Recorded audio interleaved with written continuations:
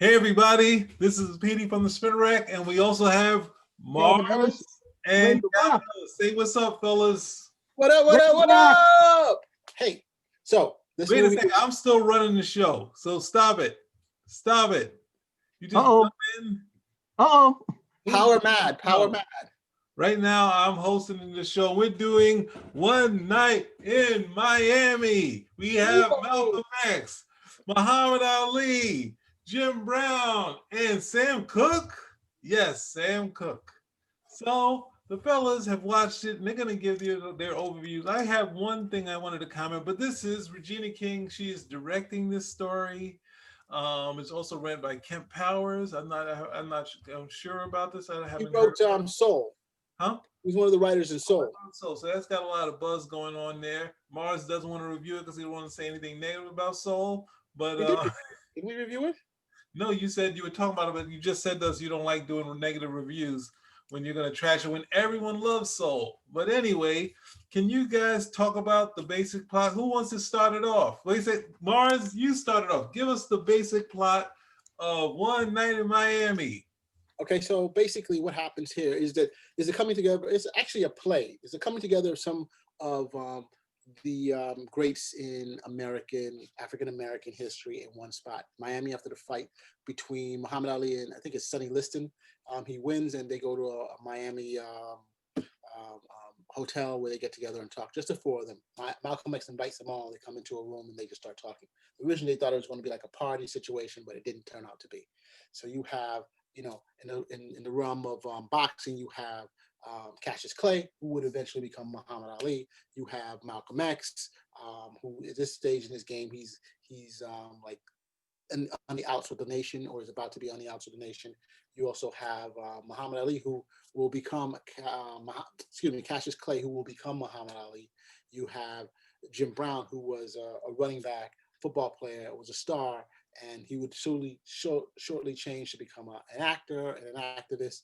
And lastly, you had Sam Cooke, who was one of the great songwriters in at the time period and in America. And some of the songs we still listen to right now.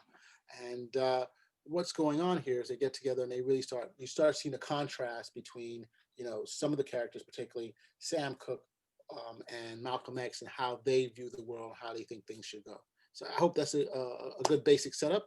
Cal, do you want to put anything into it before we get into it more? No, that was a good basic setup. Okay, so here, this movie just want to give us, as Petey has put up. Petey, I can't hear you. I muted you, so just so we can go forward, okay? I didn't want to. Oh, sorry. I'm sorry. I didn't want to interrupt you at that point, but did you like it? That's the first thing I want to ask the both of you guys. Okay, so before we even start with that, we got to give movie directorial debut of Regina King. I said that already. Stop repeating stuff we already said. You said, well, my bad, bro. I don't know. Did I like the film? I found the film extremely intriguing, and there were some issues that I had with it, but I thought it was generally overall pretty good. The very fact that you had four of these historical giants and who had impacts throughout the years, I thought that was very good. I had some criticism about some other things because of what is going on. I think I may agree with Cal on some of this, but in terms of having Malcolm X, Sam Cooke, I don't know if this actually happened, if they actually all did really meet in Miami at this particular time period. It's very plausible. I've just never heard of it, and again, this was based on a play by Kemp Powers, right? He's the one who wrote the play, and it was back in 2013. It was adapted into a movie by Regina King. So enough respect, because Mr. Powers is blown up with this and Soul, so good luck with him. He may be getting an Oscar nod, who knows, for the screenplay as well as for the original material. And Regina may be up for a directorial debut because of this. Now, because it's a play based on a play, and this is one of the things that I have to bring out. And it's not a slight on Regina King, but it's because it's a play. It's more like it takes place in a room. I'm trying to say. She does provide background for the first 20 minutes, is it, Cal? Like, she provides background to the characters so you can understand who they are if you don't know them, basically, and where they're basically staying forward. So that's a bit more expansive. But when they get into the room, what is a play? It's dialogue. That's what it really basically breaks down to most of the time. And if you're into the dialogue and you get it, then it's going to be okay. If you are not going to be into the dialogue, all you hear is blah, blah, blah, blah, that's what you're going to feel. But for me, I found some of it very informative. Now the characters, well, I'm getting ahead of myself. Cal, throw in some, give us some of your ideas about this. I was utterly disappointed with it. It was Wow. a two-dimensional. I felt it was a two-dimensional. No, it was. It was a two-dimensional portrayal of Malcolm X. The majority of the dialogue is between Malcolm X and Sam Cooke, and Sam Cooke is a individual that most people probably just aren't familiar with. And the majority of the dialogue is adversarial between the two of them. It never really establishes them as friends.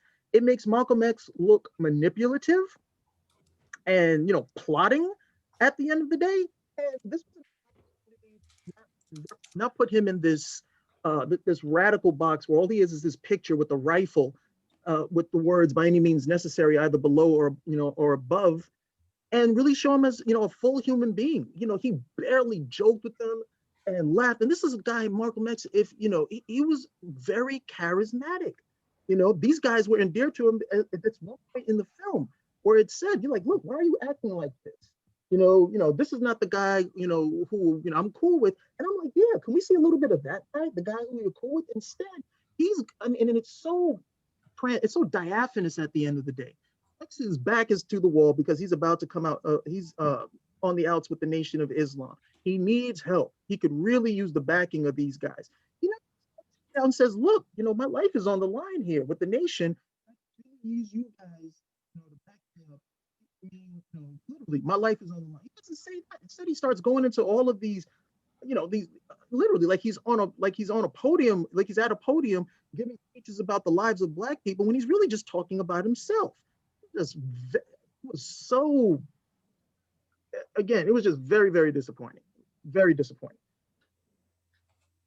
Yeah, so but I have to take a different take on that. I mean, I think that the constraints of the one act, the play itself. I usually don't like that. If you take a look at Ma Rainey's the film with Ma Rainey's was on the Netflix with Chadwick Boseman. You see how they're able to just expand the whole play, move it open. You have the music coming in and out. I think that's a bit different naturally. But in this situation, and you're right. I think you see Malcolm X is a very charismatic dude. I thought the actor who played him is different from what we seen with Denzel Washington, who played Malcolm X. I mean, Denzel Washington owned that character. And it's not a slight on the current actor who did a decent job as Malcolm X. But you also have that, in this conversation, it's tough to pack in.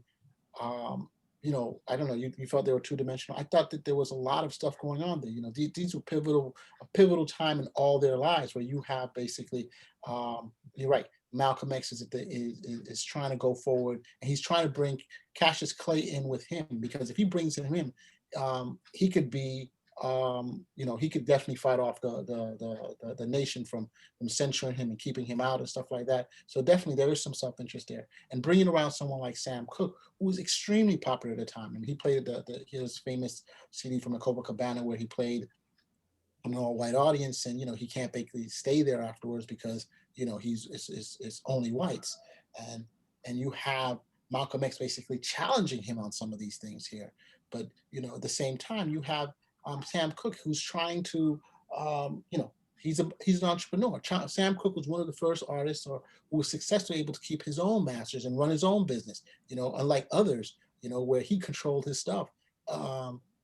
He's challenged also by Malcolm X. Like, how can someone like Bob Dylan write a song like "Hanging in the not hanging in the wind, swinging"? What is it called? Swinging in the Blowing wind. in the wind. Blowing in the wind. Sorry, And Sam Cooke comes up with his own. I mean, he didn't have it at the time, but he said he wrote it about it. Where he came up with the name of his famous song. What is that song called again? You guys remember? Change is gonna come. Change is gonna come. Excellent. If that's it, I'm not sure if that's the title. Yeah, I think Change is gonna come. I think it's like one of the most beautiful songs he's ever written. Of course, it's in response to the whole Bob Dylan song, but beautiful. I listened to both those songs together, and it's just amazing, And it wasn't that song also in the Malcolm X movie with Denzel Washington. At the very end, when he's going by, he's just standing and the platinum walking. that what's it called? He It's called not it. really walking. It's like he's on a He platform, but called he's it a double dolly shot. I call yeah. it platform walking. So, I mean, platform. It was fantastic, And but getting back to that, I'm just saying that it was just interesting how these guys were at such pivotal parts of their career, and it is something that we should listen to, because some of those things they discussed are still current to this day. You had the whole Black Lives Movement protest and actions that occurred during the 2020, and yet they're talking about stuff that happened, 1964, I think the movie was taking place in. And you're like, wow, how are we still dealing with some of these things after what's that, 60 years that we're talking about? Yeah, 64, February 25th, 64. That's pretty wild, I mean, things have changed, but some things have still stayed the same. No, that film got so many things wrong. Sam Cooke wrote "A Change Is Gonna Come" based on an experience he had where he couldn't get into a motel, and he ended up, he was outraged. They were like, "Look, they'll kill you." He's like, "Oh, they're not gonna kill me. I'm Sam Cooke." And they hurled all these insults. He went to another hotel. They arrested him when he got to the hotel. But that whole thing ended up became national news. And because he was Sam Cooke, they had to, they did back down from it. They ended up awarding him the key to the city. So that's where that came from. But in the film, it makes it seem like Sam Cooke is he's just in it for the money. He doesn't care about anything of any cause or something of that nature. And it's X who's pushing all of this. Like Sam Cooke had no knowledge whatsoever or no idea whatsoever of what was going on or could come to this of his own. And that, again, it makes it so two-dimensional. Most people don't know who Sam Cooke is today. They don't know. They would hear a Sam Cooke song and wouldn't even know it was Sam Cooke for that matter. And now, and I know how it works, people will look at this film, and this is supposed to be based, they say it's a fictional account, but the meeting did happen. Jim Brown confirmed that. He confirmed the meeting. He did speak a little bit about what they talked about, but this isn't a verbatim, the play isn't a verbatim transcript of what they talked about. So a lot of this, if not all of it, is fictionalized, with the exception that the meeting did happen. And this is what we're getting at. This is what we're getting out of it in terms of Sam Cooke, especially in terms of Sam Cooke, in terms of Malcolm X. I found that scene where he comes out of his house and he's got he's got his robe open, and they give like a 10-second shot of this dude with no shirt on. I was like, we are going to exploitate Malcolm X's, I was like, get out of here. It was just very disappointing. But what even more disappointing, I'll see all of these reviews. Oh, this is certified fresh, and this is great, and this is so on and so forth. Which just reminds me, most people have no idea who these people were. They have no idea, and so they'll read this. This is all fiction, but it meets with the fiction of what I guess people would like to know about the most popular person there. I guess with the film, who's going to be Malcolm X. But you would think the dialogue. I mean, this is right before, according to what's going on in the film, this is right before Muhammad Ali is going to come out and declare himself a Muslim and a member of the Nation of Islam. And the dialogue between him and X is minimal in comparison to the bickering between Sam Cooke and Malcolm X. It's mind-blowing that this is what they decided, this is what got put together, and it's just mind-blowing. It's so far from the history of these people, but find this stuff out with a quick Google search. It's just mind-blowing at the end of the day. Yeah, I have to. That's a question, because you just said that this takes place while Muhammad Ali still Cassius Clay, right? So they're still friendly, Malcolm X and Cassius Clay, right? They're still cool in this. Yeah, they hung out the night he beat Sonny Liston. They hung out. There's a famous picture of he's still Cassius Clay at the time, and he's at I guess at the counter, and Malcolm X is taking a picture of him, and somebody's taking. That's what I'm bringing up. I want to go to the great photographs, and they've had. Before I go to that picture, we have him with Malcolm X's family. And then, of course, we had the money shot, which I wish we would, if this story would have that, having them together, joking around. They have a picture like that, but the picture, all four of them are in the picture. All four of them too? Well, they did that. No, there was no picture of all four of them. Jim Brown and Sam Cooke originally left and said, "Look, we're gonna go party." That's how it worked in real life. But in the film, they have a picture of all four of them together. But that's fictionalized. It's based on what happened. Like, it's based on it. It's never all four of them. You know, that never happened that night.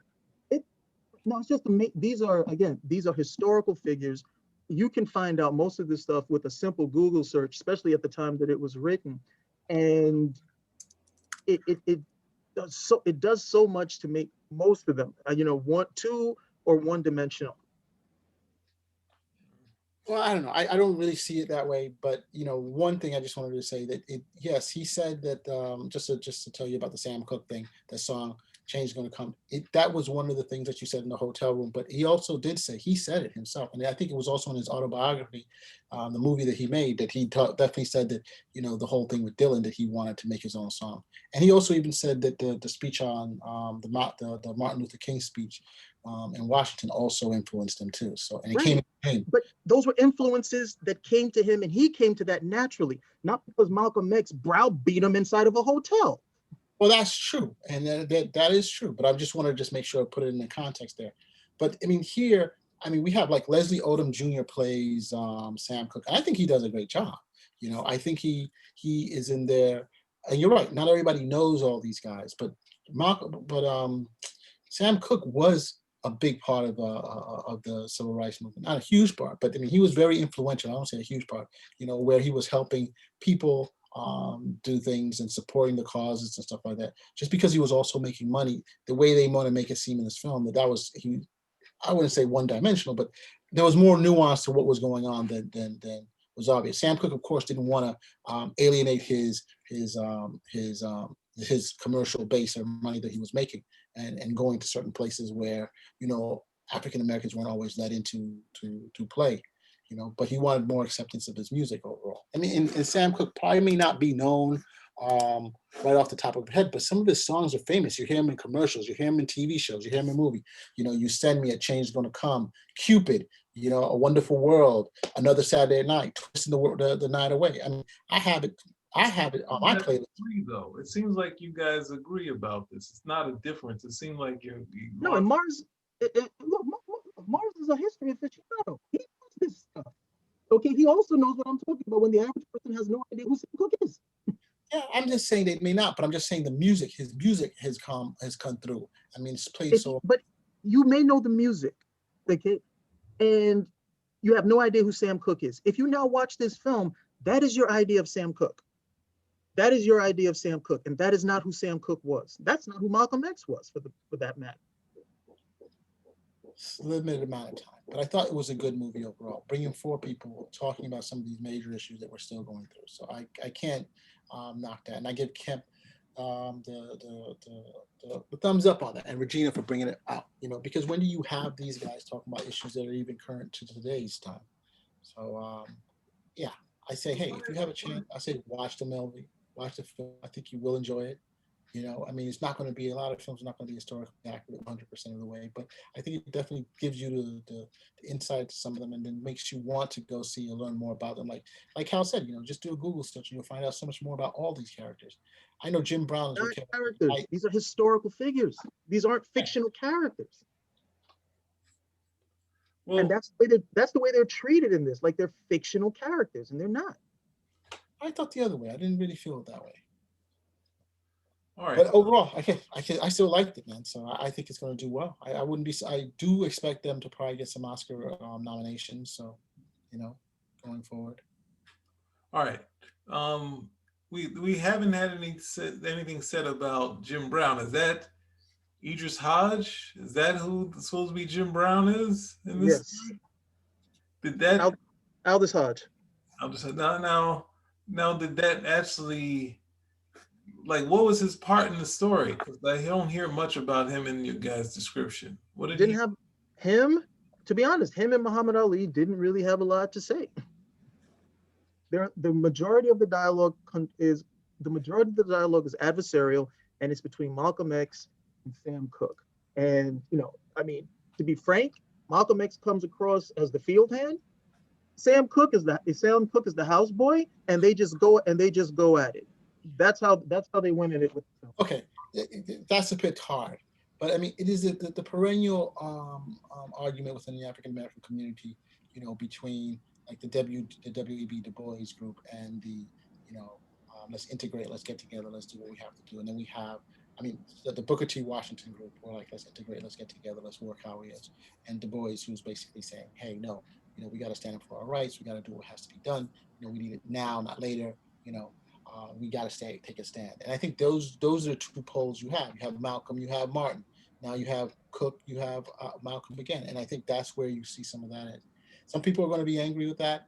Wait a second. You just said that we're going to have Cook and we have Malcolm. That's going to be the new split between.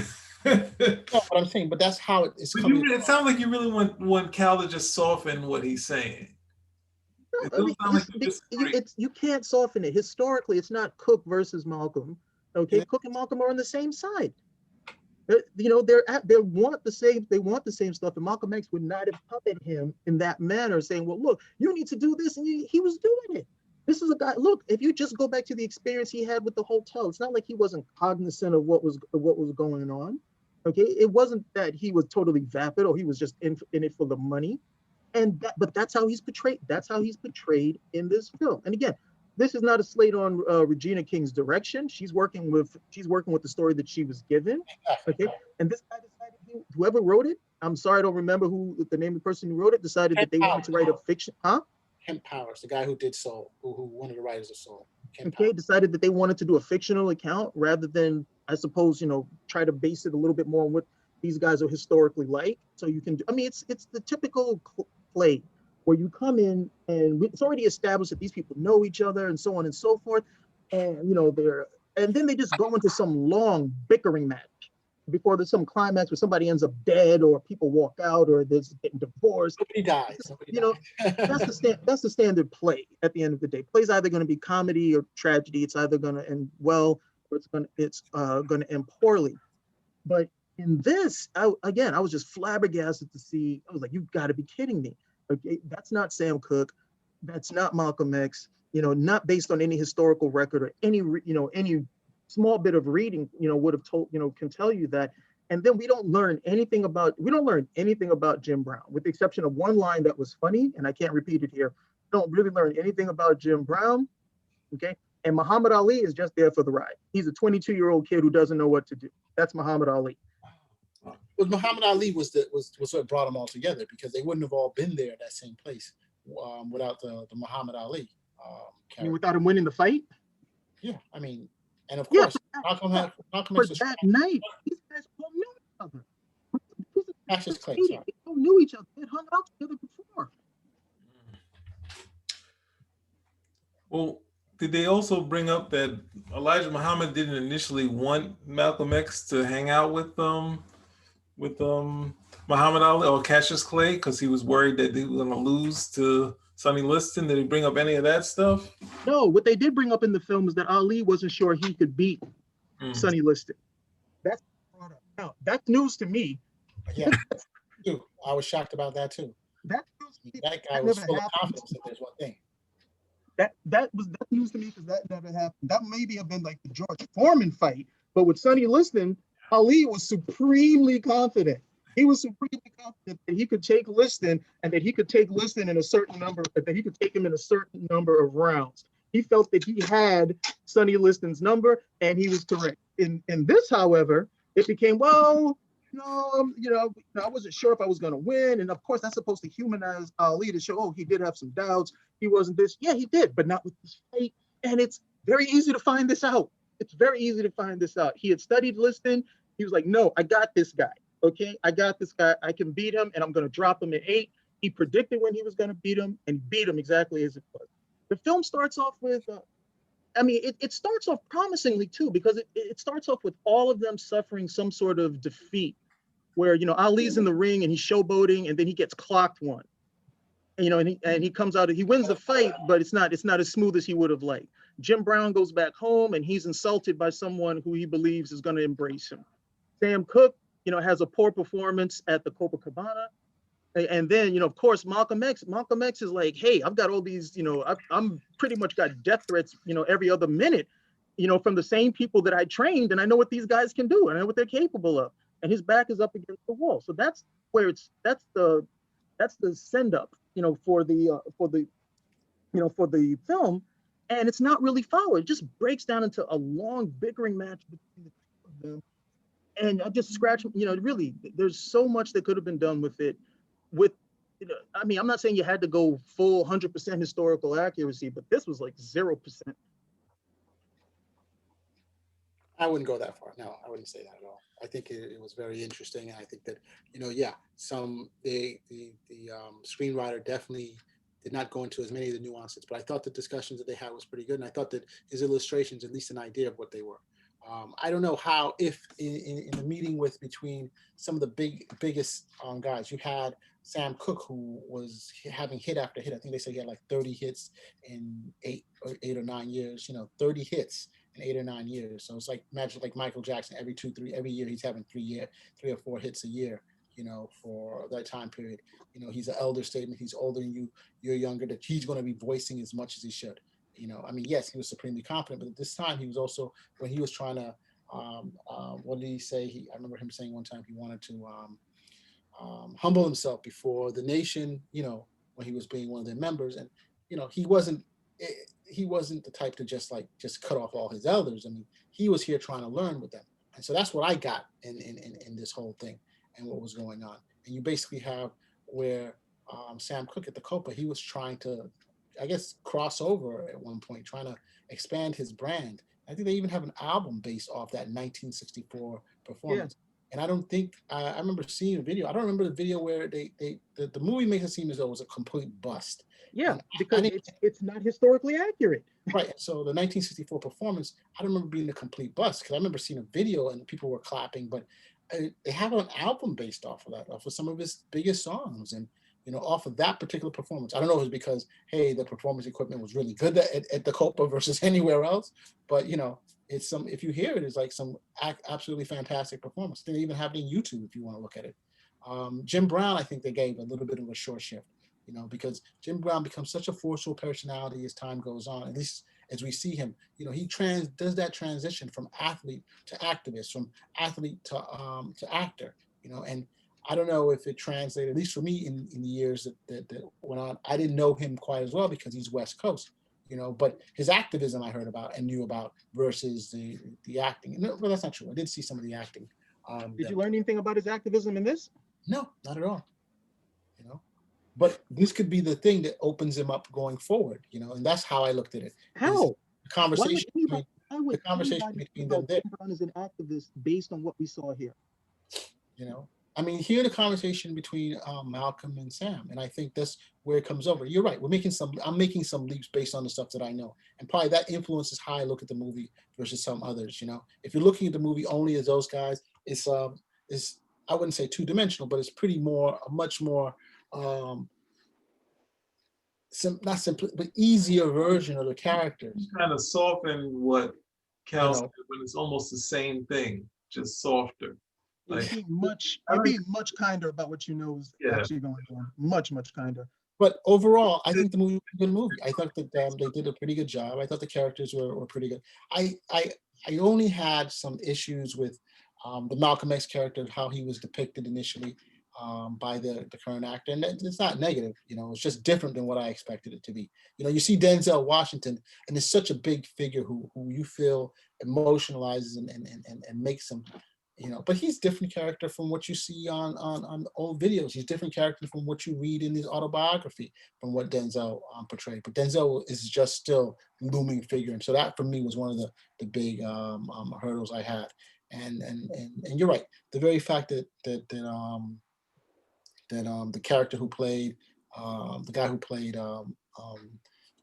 Muhammad Ali, I mean, he's not Will Smith. It's just different in how you get that, how they come up. Right? Will Smith had an actual script with dialogue for him to say. This guy did not.